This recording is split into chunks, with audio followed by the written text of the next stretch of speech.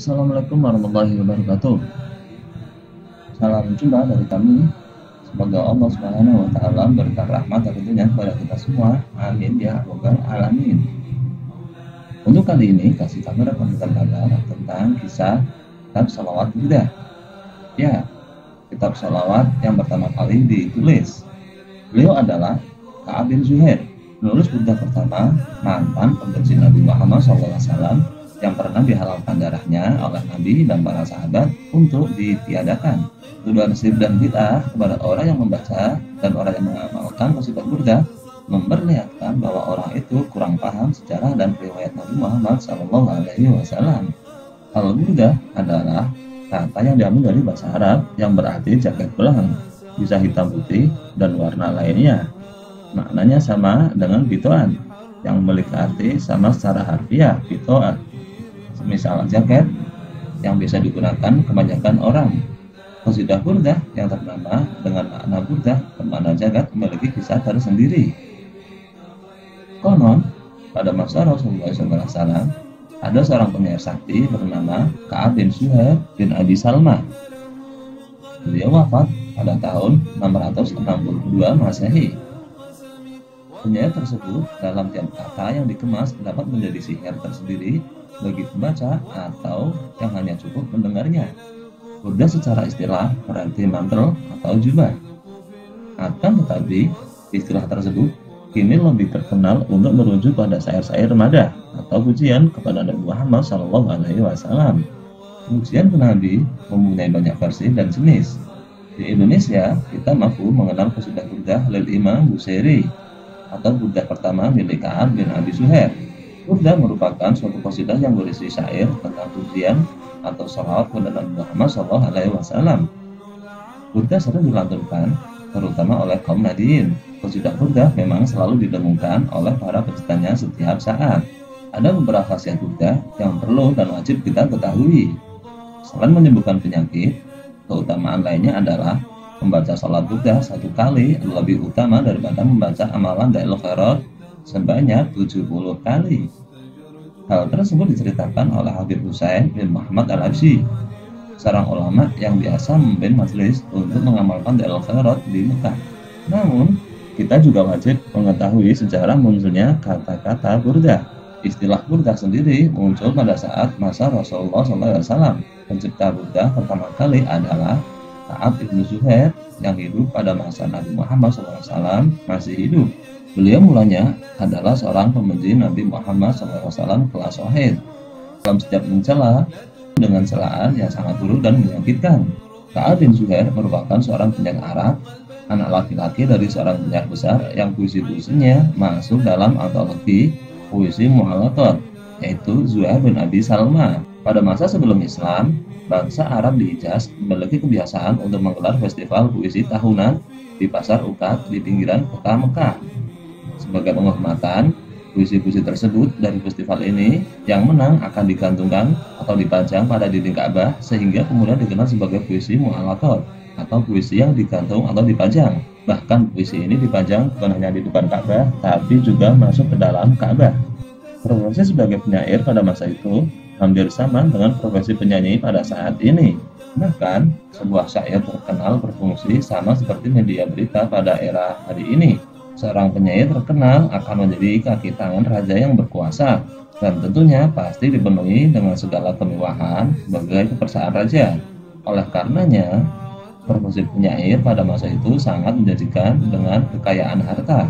Salah seorang yang sangat terkenal dalam hal syair pada masa itu adalah Imru Qais dengan kisahnya Laila Majnun, dan juga ada ayah Ka'ab bin Zuhair termasuk dalam jajaran penyair kelas wahid pada masa itu. Bakat hebat Ka'ab bin Zuhair sebagai penyair digunakan untuk mencaci Nabi Muhammad dan pengikutnya. Nabi Muhammad dan para sahabat disifati sebagai orang gila, sebagai pemabuk, bahkan kesurupan karena sering membaca syair aneh yang ternyata adalah Al-Quranul Karim. Ka'ab juga membuat puisi-puisi yang berisi hinaan dan pelecehan terhadap wanita muslimah pada masa itu. Semuanya dilakukan oleh Ka'ab sebab kebenciannya terhadap Nabi Muhammad SAW dan keengganannya menerima dakwah Islam.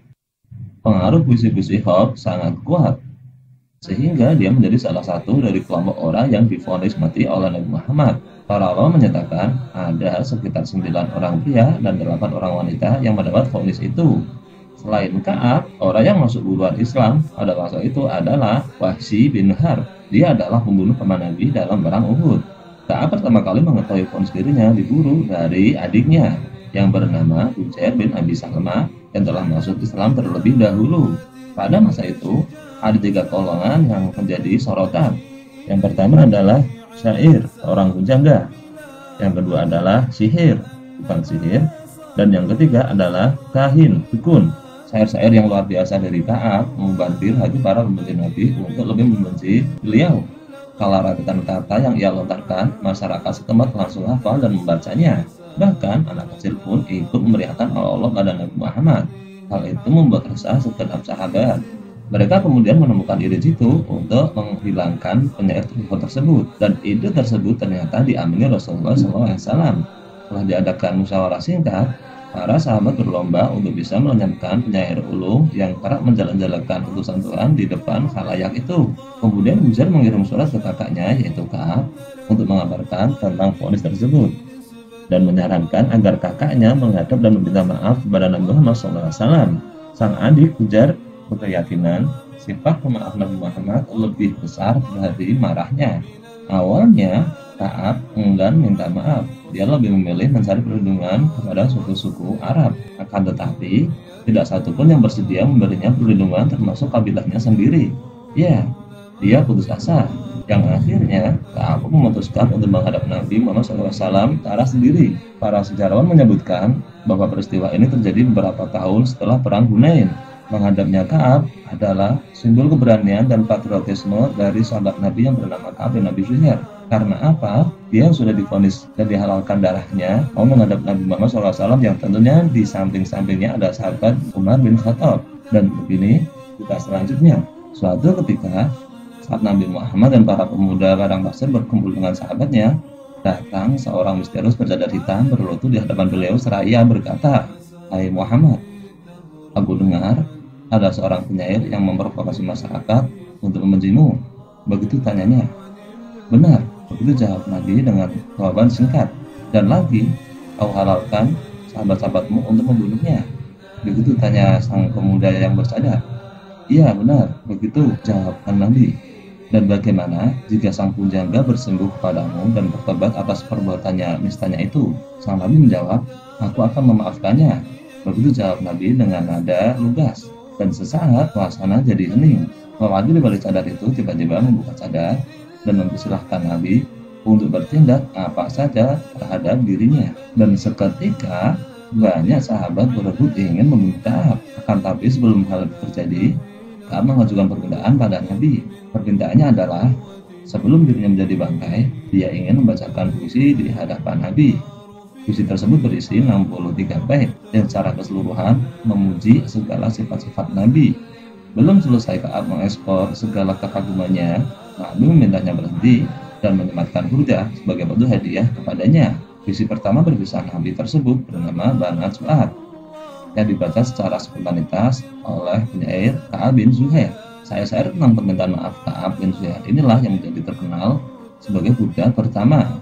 Burdah ini terkenal dengan nama Banat Su'ad li Ka'ab bin Abi Zuhair bin Abi Salma. Banat Su'ad terdiri dari 59 bait syair yang sangat indah. Permintaan maaf Ka'ab kepada Nabi Muhammad SAW dikabulkan. Bahkan Nabi memberikan sebuah mantel atau jubah bergaris yang dalam bahasa Arab dinamakan burdah. Dan keistimewaannya adalah mantel atau jubah itu selalu menjadi keagungan bagi para khalifah. Sampai pada keempat khalifah, burdah tersebut dijadikan juga kebesaran tiap pemimpin umat Islam. Hingga pada masa Bani Umayyah, jubah tersebut diburu oleh petinggi Islam pada masanya hingga proses pembelian terhadap Ahlul Bait Ka'ab bin Zuhair. Dan sekarang jubah itu masih ada, tersimpan di Museum Topkapi Konstantinopel, Istanbul, Turki. Semenjak itu, burdah melekat pada Madain Nabawiyah atau pujian pada Nabi Muhammad. Demikian sejarah burdah Ka'ab bin Zuhair yang dianggap sebagai burdah pertama atau kelompok burdah lainnya yang muncul setelahnya. Dan ini adalah kitab sholawat pertama yang ditulis karena diciptakan pada zaman Rasulullah SAW masih hidup. Demikian sejarah Buddha Ka'ab bin Zuhair yang dianggap sebagai Buddha pertama atau pelopor Buddha. Mudah-mudahan memberikan informasi bagi para pembaca sekalian. Assalamualaikum warahmatullahi wabarakatuh.